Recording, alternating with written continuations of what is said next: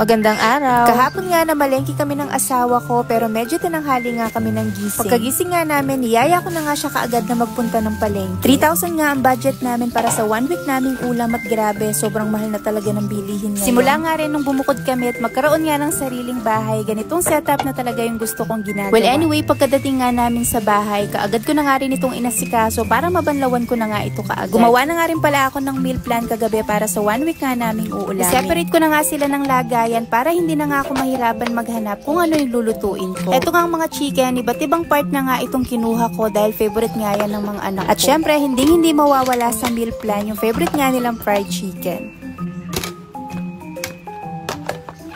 At sa karne ng baboy naman, liempo at saka pork kasim lang pala yung part na gusto kong binibili. Di na nga pala ako bumili ng kiniling na baboy dahil mas gusto ko pa nga na ako yung magiling mismo sa karne para mas mahugasan ko nga ito ng maayos. At dahil minsan nakakasawa din na mag-ulam na lang ng puro karne, kaya heto, dinagdagan ko na nga rin yung mga pinamili ka naming isda. Hindi nga rin nawawala sa listahan yung Gigi dahil favorite nga ang ulamin yun isa. 2 pirasong bangus nga pala itong binili ko, yung isa pinahati ko ng 6 na piraso. Tapos yung isa naman pinakat ko na pangdaing at pinaalis ko na nga pala yung tinik. Pumili na nga rin pala ako ng 1 kilo ng tilapia at heto nga ang favorite ko na pusit. Kung nakita ko nga ito sa palengke, bigla nga akong nag-crave na kumain nga ng adobong pusit.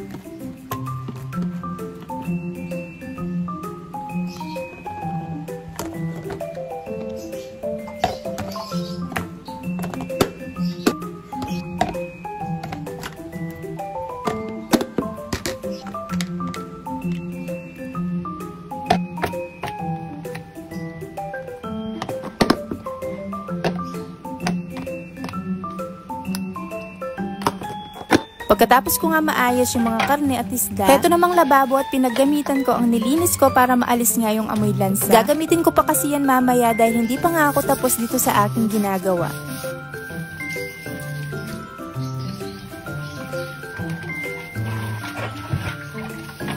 Sunod ko naman naayusin mga mare ay heto nga ang mga gulay na napamili nga rin namin.